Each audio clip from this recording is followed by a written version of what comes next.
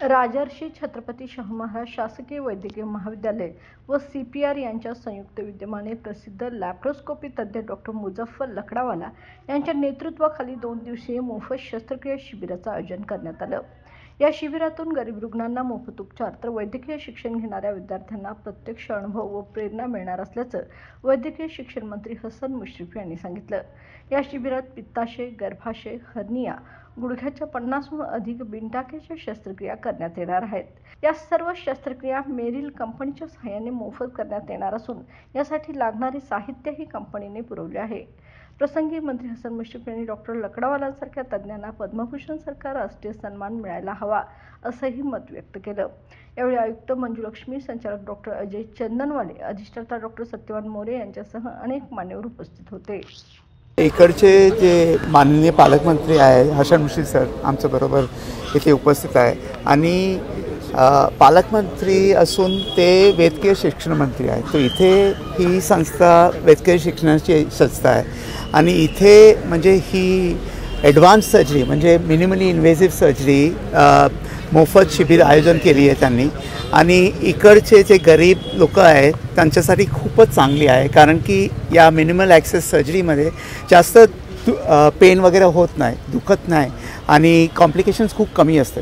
तो इथे ते 60 लोक आहेत त्यांच्यासाठी खूपच बरं आहे आणि इकडचे जे स्टुडंट्स आहे, विद्यार्थी आहे, त्यांना वैद्यकीय शिक्षण म्हणजे इथे खूप टीचिंग होईल। तो हे खूप माझा मनापासून मी खूप आभार मानतो आहे की सरांनी असं आम्हाला ऑपॉर्च्युनिटी दिली आणि आम्ही इथे राहतो। म्हणजे वैद्यकीय प्रोफेशन असं असतं की आपल्याला सर्व्हिस द्यायला लागतं। पैसे सगळ्यांना माहिती हे सगळ्यांना पाहिजे आमची फॅमिलीसाठी, पण मॅक्सिमम सर्व्हिस तुम्ही देऊ शकतो। मी विद्यार्थ्यांना तेच म्हणतो आहे की तुम्ही डॉक्टर असून तुम्ही सर्व्हिस द्या प्लीज आणि नंतरच तुम्हाला असं म्हणजे उपयोग होईल। 20 वर्षापासून असं करतो आहे। राजस्थानमध्ये केलं आहे, आसाममध्ये केलं आहे, आता गडचिरोलीमध्ये आम्ही बंग हॉस्पिटल आहे, सर्च हॉस्पिटल आहे तिथे करतो आहे, बारामतीमध्ये दादाबरोबर केली आहे आणि इथे सरांनी आम्हाला सांगितलं की तुम्ही येऊ शकता का। आम्ही रिक्वेस्ट स्वीकार केली आणि आम्ही इथे आलो। तो आम्ही आत्ताच आलो म्हणजे ही लास्ट नाही, मी परत येणार आहे। तो म्हणजे इकडचे लोकांना जे पण परदेशामध्ये आता इथिओपियाला चाललो आहे आम्ही, आफ्रिकामध्ये खूपच जे गरीब नेशन्स असतात तिथे करतो आहे आणि प्रायव्हेटचे माझ्या आहेत ते मी वेगळं करतो म्हणजे ती सौदी अरेबियाची किंवा UAEची रॉयल्टी आहे त्यांच्यावर पण मी शस्त्रक्रिया केली आहे।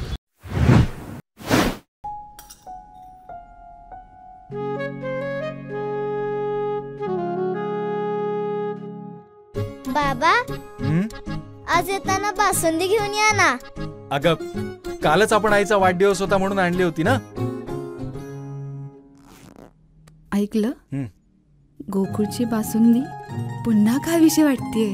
खरं सांगू, मलाही खावीशी वाटतेय। पुन्हा पुन्हा खावीशी वाटणारी गोकुळ बासुंदी।